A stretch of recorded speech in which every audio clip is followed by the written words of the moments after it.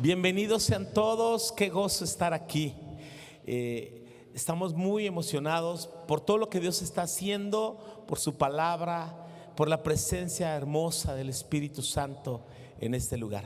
Vamos a orar. Yo te invito para que ahí donde te encuentras inclines tu rostro o levantes tus manos al cielo y le pidas al Espíritu Santo que te hable a tu corazón. Señor, gracias por tu presencia, gracias por tu gran amor, gracias por tu fidelidad. Gracias, Señor, porque eres bueno, porque eres fiel, Señor, porque grandes y maravillosas son tus misericordias. Gracias porque grande es tu fidelidad, Señor. Hoy te pedimos, Señor, por favor nos hables, Señor, y a cada persona, Señor, que está pasando tribulación, Señor. Oramos por la familia Navarrete allá en Ashuca. Oramos por el pastor Enrique, Señor, por la sensible pérdida de su esposa, nuestra hermana, Señor, que ha partido a tu presencia. Señor, consuela a la iglesia allá en Ashuca, Guerrero. Señor, bendice, Señor, a nuestros hermanos. Oramos, Señor, porque tú seas propicio a la necesidad de cada uno. Aquellos, Señor, que están en padecimiento, Señor, en enfermedades, Señor, trae tu sanidad con tu poder, Señor, y que tu palabra aliente, consuele y fortalezca sus vidas y corazones. En el nombre maravilloso de Jesús.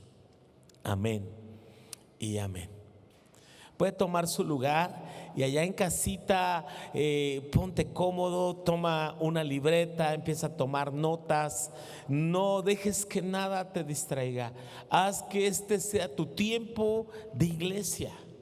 Por las condiciones que nuestro mundo, nuestras ciudades está viviendo, hemos tenido que estar en casa. Algunas personas de alto riesgo también. Y entonces es importante que no bajemos la guardia, pero aún necesitamos adorar a Dios porque Él es digno. El Señor es digno. Él es digno de todo honor, es digno de toda gloria. Pues como ya habíamos anunciado, y Caleb y Adán también nos adelantaron, hoy comenzamos el segundo módulo de Reset. Y el segundo módulo tiene que ver con proclamar. Proclamamos a Dios. La iglesia existe para adorar, pero también existe para proclamar. Quiero que me acompañes a este pasaje tan conocido en el Evangelio según San Mateo, capítulo 28, conocido también como la Gran Comisión. Ve conmigo, por favor, a Mateo 28. A partir del versículo 18 dice así: y Jesús se acercó y les habló diciendo: toda potestad me es dada en el cielo y en la tierra. Por tanto, id y haced discípulos a todas las naciones, bautizándolos en el nombre del Padre y del Hijo y del Espíritu Santo, enseñándolos que guarden todas las cosas que os he mandado, y aquí yo estoy con vosotros todos los días hasta el fin del mundo. Amén. La iglesia existe para proclamar, para anunciar. Jesús antes de partir dio a los creyentes un mandato tan importante. Yo aún recuerdo, hace casi 40 años, el próximo año va a cumplir 40 años mi papá que partió de este mundo. Tiene 39 años y lo recuerdo como si fuera ayer. Yo tenía 13. Y sabe, cuando mi papá partió, una noche antes, porque al día siguiente ya no pudo hablar, pero una noche antes de partir, mi papá habló conmigo y me dio instrucciones. Y me dijo cosas que él tenía para encargarme. Y a pesar de que yo tenía 13 años, ¿sabes? Yo no puedo olvidar, jamás olvidaré sus palabras. Y esas instrucciones que mi papá me dio, a pesar de mi corta edad, cambiaron mi vida.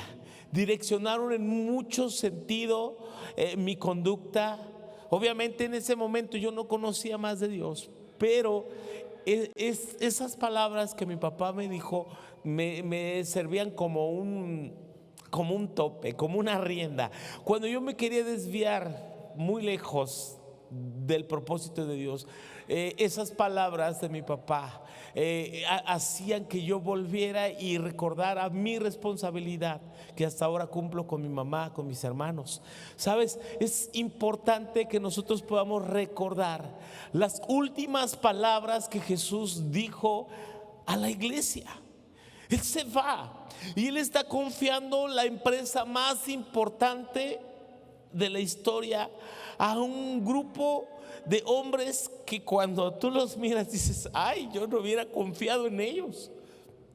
Se les olvidaba todo, eran impulsivos, eran cabezones, y hubo un momento que les dijo: generación incrédula, ¿hasta cuándo voy a estar con ustedes?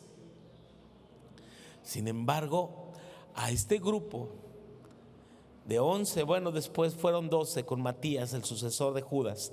Este grupo de hombres imperfectos, con todas las carencias que tú y yo podríamos tener, este grupo de hombres les encargó la misión más importante de la historia: predicar, proclamar, anunciar el evangelio. ¿Y qué es el evangelio? El evangelio son buenas nuevas, son buenas noticias, que hay esperanza para el pecador, que hay esperanza para los perdidos. Y este encargo que Jesús lo hace, definen la misión más importante. O sea, primeramente adoramos, pero segundo, proclamamos hacia afuera. Adoramos a Dios y la proclamación nos conecta con el mundo. Y las naciones necesitan oír de un Salvador. Desde el comienzo de la historia, Dios llamó a Abraham. Y Abraham, allá en Génesis 14, Dios le dijo: te voy a hacer padre de multitudes, te voy a hacer padre de naciones. Desde el Génesis 12 le dijo: en tus simientes serán benditas todas las familias de la tierra. Desgraciadamente Israel no entendió. Israel pensó que se trataba nada más de ellos, que eran ellos y los gentiles, pero los gentiles eran como combustible para el infierno y nada más. Pero no es así. Así que mire, si la iglesia no predica el evangelio, como dijo el hermano Wayne Myers, esa es frase de Wayne Myers: si la iglesia no predica el evangelio, no justifica la razón de su existencia. Wow. Repítalo, eso está fuerte. Si la iglesia, a ver, repitamos esta frase: si la iglesia no predica el evangelio, no justifica la razón de su existencia. O sea que si nosotros no proclamamos a Cristo, si nosotros no anunciamos el amor de Dios, la gracia, el perdón y la salvación, entonces la iglesia no está justificando su razón de ser. La palabra iglesia viene del griego eclesía, y eclesía se usaba para asamblea, una reunión, los llamados a. Y como iglesia somos llamados a anunciar, sí, somos llamados a adorar, pero somos llamados a salir de ese lugar de encuentro, de ese lugar de adoración, porque nos puede pasar lo que a Pedro y a Juan en el monte de la transfiguración. En Mateo 15 está esta historia, ahí téngalo como referencia. Jesús se transfiguró delante de ellos, sus vestiduras se volvieron tan blancas como ningún lavador puede hacerlas jamás, también dice Marcos. Y sabe, cuando ellos están viendo ahí la gloria de Dios, están mirando a Jesús, a Moisés y a Elías que platican con él en medio de una nube, una voz del cielo que habla y dijo: este es mi hijo amado, a él oíd. Estos no se quieren ir. Hasta dice Pedro: bueno es que estemos aquí, Señor. Bueno es que estemos aquí y hagamos 3 enramadas, una para ti, otra para Moisés y otra para Elías, pero que nos quedemos aquí. Lo bueno que Jesús no les hizo caso, porque abajo, cuando descendieron al valle, en el valle había una gran necesidad. Los otros discípulos que se habían quedado, eran 9 quizás discípulos, se quedaron allí y estaban batallando para echar fuera un demonio de un joven que atormentaba a este muchacho desde hace mucho tiempo, y su papá lo había traído a Jesús, pero dijeron: bueno, el maestro no está, pero ya vimos cómo le hace. Y miren, le hicieron de todo a este endemoniado. Le pasó lo que a nosotros: le echábamos aceite, le dábamos de bibliazos y nada más los demonios no salían. ¿Sabe? Hasta que llegó Jesús, hasta que vino el poder de Dios. ¿Sabe cuánta falta hace que la iglesia entienda que hay un mundo que está perdido? Así que el llamado de Dios a la iglesia es: id. Por tanto, id por todo el mundo. Por tanto, id, dice en Marcos, id por todo el mundo. En Mateo dice: id y haced discípulos a todas las naciones. La palabra nación aquí es una palabra griega que es la palabra etnos. Etnos. ¿Sabe que en México, tan solo en México, hay más de 86 etnias? ¿Qué significa? Que hay 86 naciones. Pero no sé, pero sabes, entre cada etnia hay diferentes variantes. Y podríamos clasificar más de 222 grupos étnicos en México, solo en México. Hay regiones de Oaxaca, nada más en Oaxaca hay más de 86 diferentes lenguas. ¿Sabes? El desafío de la iglesia es enorme, porque en Apocalipsis dice que un día se presentarán de todo linaje, de todo pueblo, de toda lengua y de toda nación. Dice Apocalipsis 5: todos se presentarán delante del Cordero. Necesitamos al menos un representante de cada nación. O sea, las divisiones políticas no son las divisiones que la Biblia nos marca. Nosotros tenemos que cruzar las fronteras, tenemos que cruzar las naciones. Simplemente en la región donde nosotros estamos, ¿verdad? Que se hablan al menos 3 diferentes lenguas. Y entonces cuando nosotros salimos de aquí de Tlapa y vamos a una de las comunidades donde solamente se habla o mixteco o tzavi o mepa o tlapaneco o náhuatl, cuando cruzamos y estamos en ese pueblo, es como que fueras a otro país, porque muchos de nosotros no entendemos nada. ¿Sabes qué es lo único que yo entiendo de mixteco? Tacuchú, tacuchú. ¿Qué es? Eso sí me lo sé re bien. ¿Sí se dice así, hermano Goyo? Más o menos le dio. Me di a entender. Y sabes que en Mepa lo que habla Vicente, lo que habla Dan, es guma tata, tortilla. Ahí sí. Y con un rundú. ¿Verdad?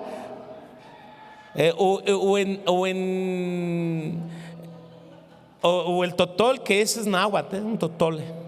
Y entonces, ¿sabes? ¿Qué es? ¿Qué dije? Guajolote o pavo para los más finos. Muy bien. Pues mire, ¿sabe? Necesitamos entender más allá de eso, y que la gente pueda saber que hay perdón, que hay esperanza, que hay salvación en Jesús, que hay salvación en Jesús. Creo que la iglesia Luz a las Naciones, Dios la estableció en este lugar de una manera estratégica. Sabes, en el año 2005, cuando Dios nos dio este nombre, porque originalmente habíamos comenzado la iglesia bajo el nombre Enfoque Familiar de una asociación que estábamos haciendo, y así estábamos trabajando. Estando nosotros en un congreso en Colombia, en Bogotá, ahí bajo una palabra profética que estaba dando el pastor Freyson de Argentina, recibimos esta palabra claramente, ¿no? Te voy a hacer luz a las naciones. Y mira, cuando nosotros llegamos de Bogotá, nosotros no estábamos en este lugar, estábamos allá en la colonia Tepeyac, en un lugar que nos prestaba la familia González Tapia, y teníamos el piso de tierra y estábamos allí. Es más, no teníamos ni techo, teníamos una lona cuando esa vez que fuimos a Bogotá. Y sabes, nosotros llegamos bien emocionados y decimos: de hoy en adelante Dios nos dio un nombre nuevo. Y la verdad que cuando nosotros dijimos así se llamará nuestra iglesia, sonaba como un nombre pues demasiado grande para una iglesia pequeña situada en un lugar prestado bajo una carpa. Sin embargo, creímos a Dios, le creímos a Dios, pero creo que ser luz a las naciones va más allá de ser, ¿verdad?, una congregación local, sino una iglesia que anuncia, sino una iglesia que proclama, una iglesia que lleva su mensaje a todo pueblo, a toda nación, a todo lugar donde hay necesidad de Cristo. Existen tantos lugares donde necesitamos proclamar, donde necesitamos salir. Ahora, en todo momento la iglesia debe anunciar, y anunciar es parte del mensaje. Hacer discípulos es la meta. Miren, confundimos, y aquí es donde yo quiero aclarar. A veces le damos un folleto a una persona, podemos salir y tocar una puerta. Hola, buenos días, somos de la Iglesia Luz a las Naciones, venimos a invitarle. Y tú te dan un portazo, pero ya le prediqué. Quizás alguien te dice: ah, sí, está bien, muy bien. Ah, sí, qué bonito, gracias. Oiga, quisiera hacer una oración conmigo, mire. Ah, sí, cómo no. Y se dejan hasta orar. Y oran: ay, gracias, qué bonito sentí, gracias, a ver cuándo viene otra vez. Y bueno, ¿esa es una oportunidad? Sí. ¿Eso es hacer discípulos? No. ¿Por qué cree que enfatizamos tanto sobre la importancia de el discipulado en la iglesia? De hacer discípulos. ¿Qué es un discípulo? Un discípulo es un seguidor. Un discípulo en la Biblia, sabes que la palabra discípulo aparece más de 250 veces en el Nuevo Testamento, y tiene, por objeto definir a aquellos que seguían a Jesús, que amaban a Jesús, que dejaban todo y conformaban sus vidas para vivir bajo el propósito del reino de Dios. Un discípulo es alguien que aprende, es alguien que crece y que se compromete con los valores de su maestro. El término discípulo era tan arraigado en el contexto judío que un discípulo, miran, cuando él obedecía completa, totalmente, íntegramente a su maestro. En este caso, se trata de ser discípulos no míos, ser discípulos de Jesús, ser discípulos de Cristo, entender las demandas del discipulado del Señor. Y esto no se aprende. Jesús trabajó 3 años aproximadamente con 12 hombres y se dedicó a ellos. Le predicaba a las multitudes, sí, pero a sus discípulos les hablaba aparte. Y es ahí donde tú y yo necesitamos crecer como discípulos. La iglesia cumplirá su gran comisión no solamente cuando proclama, no solamente cuando anuncia. Claro que tenemos que anunciar a través de las transmisiones, a través del testimonio personal. Pero una vez, que la gente dice: hey, sí me interesa. Entonces te sientas con él, le dedicas tiempo y entonces le empiezas a compartir vida, conocimiento, ayudarle en sus cargas, ayudarle en sus problemas, ayudarle en sus debilidades. Sabes, no solamente hacer discípulos, no solamente es darles un curso, a ver, lección 1, lección 2, lección 3, ya probé, no, sino ¿sabe qué? Debe haber un cambio de vida. Eso es ser discípulo, alguien que se transformaba. Tuve aquellos que se convirtieron en discípulos: Pedro, Andrés, Juan, su hermano Jacobo. Estos, ¿sabes? Dejaron las redes y otros dejaron a su padre y siguieron a Jesús. Mateo estaba cobrando impuestos cuando Jesús le pasó por ahí y le dijo: sígueme. Y él, dejando el banco de los tributos públicos, siguió a Jesús. Otro era un guerrillero como Simón el Celote, un revolucionario. Siguieron a Jesús. ¿Sabe? Sus vidas cambiaron. Pablo era un religioso, fanático y hasta perseguidor de la iglesia. Y sabes, sus vidas fueron cambiadas cuando ellos siguieron a Jesús y se convirtieron en discípulos. Entonces te das cuenta que cuando el evangelio viene a tu vida, ocurre un cambio. Entonces, cuando la iglesia cumple con la gran comisión de hacer discípulos, proclamando para ser discípulos, significa que estos creyentes tienen un cambio profundo de vida. De ahí que el primer nivel de discipulado de la sanidad total toca aspectos muy profundos de nuestro ser, de arrepentimiento, de perdón, de sanidad emocional, de sanidad de la mente, de cortar con cosas del pasado, herencias familiares, maldiciones, situaciones de abuso, de maltrato, restaurar relaciones rotas mediante el perdón, mediante la reconciliación. Cuando nosotros entendemos que somos perdonados por Dios, entonces es que podemos perdonar a otros, y de verdad que ocurren cambios. Nos decía una persona que ha estado como 3 veces en el nivel 1 y no ha podido pasar, y dice: es que cuando llego a este punto me cuesta tanto trabajo que no puedo seguir. Pero qué importante es que pueda pasar ese nivel. Mira, si al menos todos cursaran el primer nivel y pudieran confrontar esas situaciones que viene a nuestras vidas, que tenemos en el corazón y que tenemos que arreglar. Para Jesús era muy importante.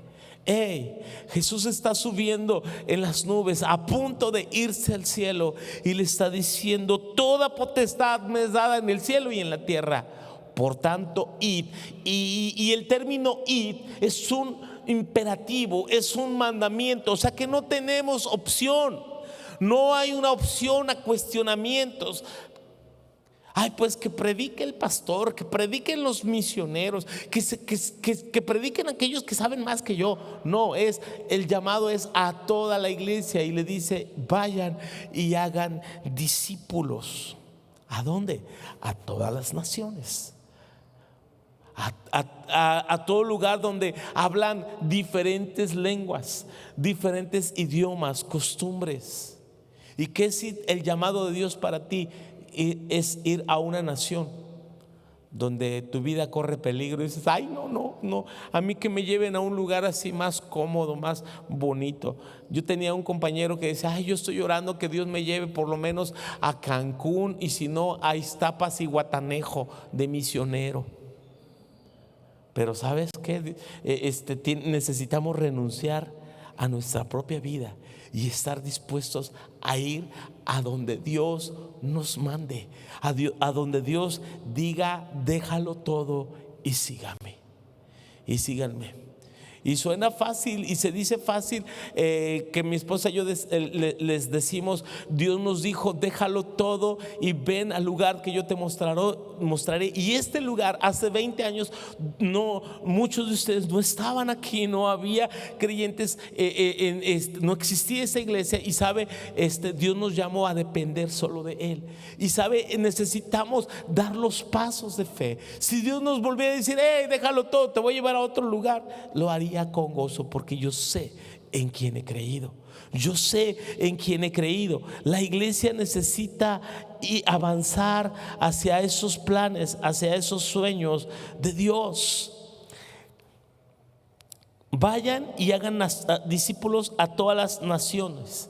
Y el segundo paso es importante, dice bautizándolos. Bautizándolos en el nombre del Padre, del Hijo y del Espíritu Santo. ¿Qué es el bautismo? El bautismo es la primera ordenanza dada al creyente. Es el primer paso que un discípulo debe dar. Porque primero es el bautismo y luego dice enseñándoles. ¿Sabes? No necesitas esperar 1 año, ni 2, ni 3, ni 4. Recuerdo una señora que un día me dijo: ay, hermano Oscar, tengo una pregunta. ¿Será que ya debo bautizarme? Nosotros le conocimos porque ella nos rentaba un pequeño departamento donde vivíamos allá en la ciudad. Teníamos un solo hijo, estaba pequeño, y él no iba a nuestra iglesia, pero sí sabíamos que asistía a una iglesia. Le dije: ¿y cuánto tiempo tiene usted de congregarse? Dijo: no mucho, apenas 27 años. Y yo le dije: ¿no le da vergüenza?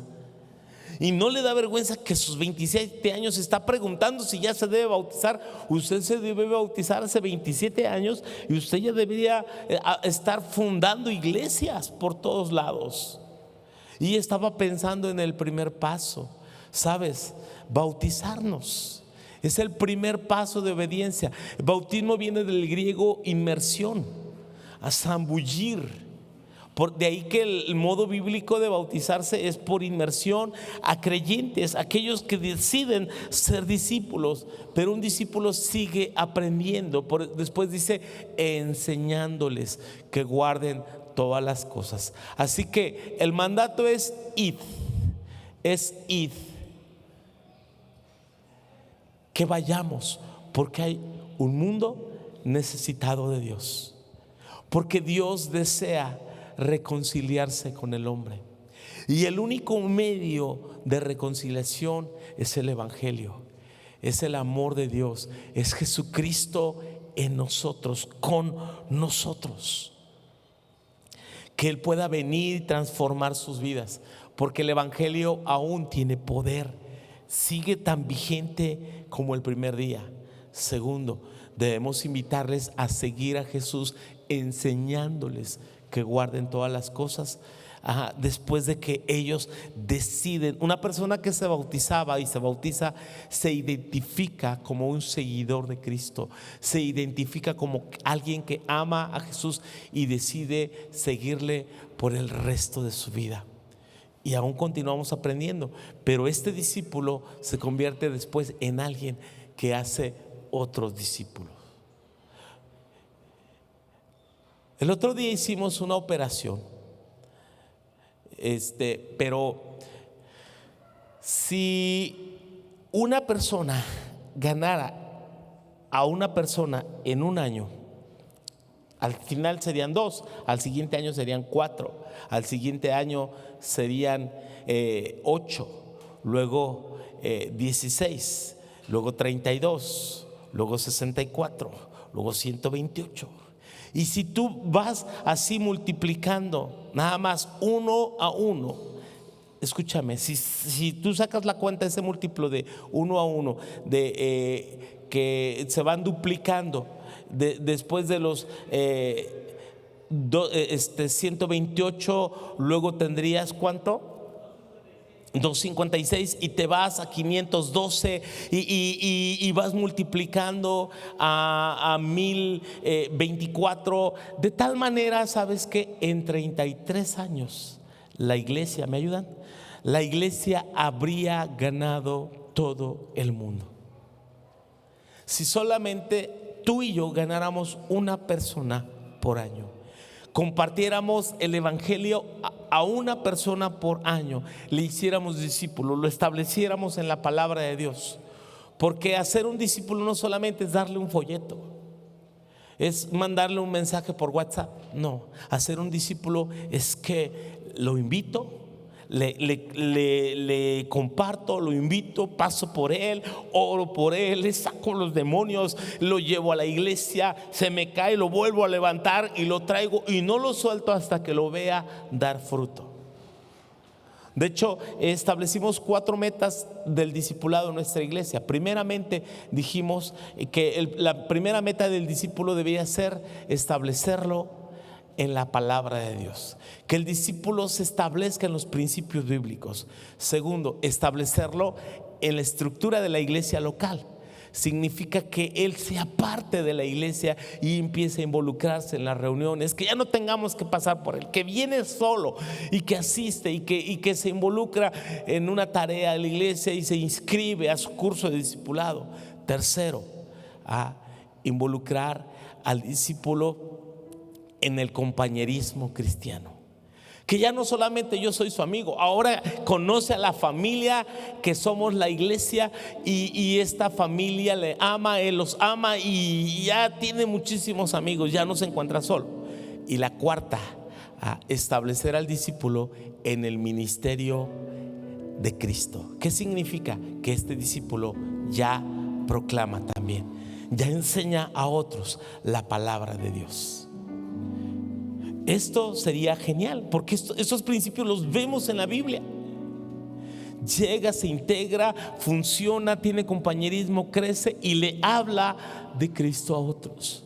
Si esto lo logramos en un año con una persona, escucha bien, en 33 años cumpliríamos con la gran comisión de anunciar a Cristo a todas las naciones. Pero ¿sabes? La iglesia, si hay algo que la iglesia tiene que arrepentirse en este tiempo, es que no hemos cumplido con la gran comisión. Un comentarista dijo que la gran comisión debía llamarse la gran omisión. ¿Por qué? Porque omitimos esos pasos. Y si nosotros hiciéramos la tarea a esas alturas habría multitudes siguiendo a Jesús. Y tenemos que decirle: Señor, perdóname, no hemos hecho lo que tú nos llamaste a hacer. Id por todo el mundo y predicad el evangelio. Dios tiene un anhelo, Dios tiene un deseo. Las parábolas como el hijo perdido, la moneda perdida, la oveja perdida enseñan una misma verdad: que aquellos que se encuentran sin Dios y sin Cristo y sin esperanza, si no nos damos a la tarea de ir por ellos. Jesús es el buen pastor, que una vez que cuenta las 100 ovejas y se da cuenta que le faltaba una, va por aquella que se encuentra perdida, va por aquella que está sola y a expensas de ser tragada por un depredador. Así también la iglesia necesita entender que hay una gran necesidad. Vivimos en tiempos de una gran necesidad. Estos tiempos de pandemia, donde cada día mueren personas, y claro, y mueren buenos y malos, aunado a los que ya estaban muriendo por distintas enfermedades y por la violencia y por la maldad de este mundo. La iglesia necesita proclamar, porque mira, dice en Hebreos 9:27 que está establecido para los hombres que mueran una sola vez. Escucha bien, una sola vez, y después de esto el juicio. Está establecido para los hombres que mueran una sola vez, y después de esto el juicio. Habrá un juicio para aquellos que mueren sin Dios. La única manera de escapar del juicio de Dios es a través de Cristo. La fe en Él nos perdona, nos da salvación. Dios sigue proclamando lo que dijo un día allá en el santuario, en el templo, cuando Isaías se encontró con la gloria de Dios. Y el Señor preguntó: ¿a quién enviaré? ¿Y quién irá por nosotros? Isaías respondió: heme aquí, envíame a mí. Yo te quiero decir, no esperes que Dios te hable desde una nube. Hoy Dios te está hablando y te está diciendo: hey, ve, anuncia, proclama. ¿Sabe? Hoy en muchas naciones celebramos el Día del Amor y la Amistad, y ayer tuvimos una cena maravillosa. ¿Sabes? Que si tú amas a esos amigos, háblales de Cristo, invítalos a conocer de Él. Si tú amas a la gente, si tú verdaderamente les amas, dales testimonio del amor de Dios. Mi mejor amigo me habló de Jesús, me trajo a Jesús, me enseñó a amar a Jesús. Estaré siempre agradecido con mi amigo Juan, que un día me habló de Jesús y me explicó cosas bien básicas, hasta cómo orar, y empezamos a orar juntos cada mañana. Él fue mi amigo y él me dijo: mira, yo no sé mucho, yo apenas tengo 8 meses en la iglesia, me dijo, pero te voy a enseñar lo que sé. Y fue suficiente. Pero ¿sabes qué me enseñó él con su vida? Me enseñó que era un joven que amaba a Dios, que estaba dejando el pecado, que había dejado la vida pasada y estaba caminando una vida en integridad. Y sabes, muchos en mi generación decíamos: yo quiero aprender de Juan. Era un chico carismático, era un chico que tenía dones, pero sabes, tenía la gracia de Dios. ¿Cómo no iba a ser mi mejor amigo si me dio el más grande regalo? Me proclamó, me anunció a Cristo. ¿Sabes? En este día, que tú pudieras pensar en aquellos que son tus amigos y que digas: no puedo quedarme así. Va más allá de una tarjetita, de un mensaje, o de una llamada. Hay que ir. Y no aceptes un no como respuesta cuando te diga: ay, es que no puedo, estoy ocupado. Mira, las mujeres ya deben estar pensando a quién vas a invitar para la próxima conferencia de mujeres el 6 de marzo. ¿Sabes?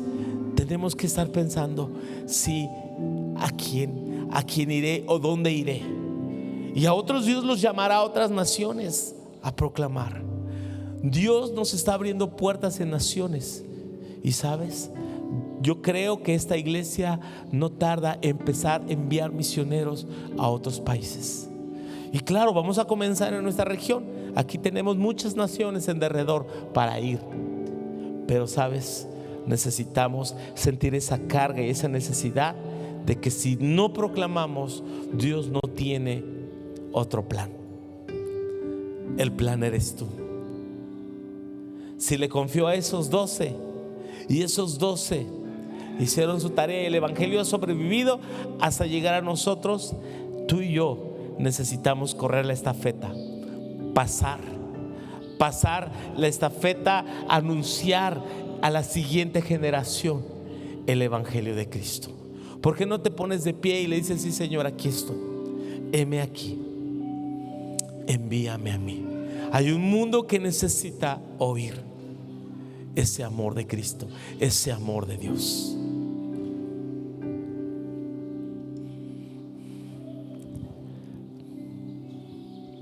Señor,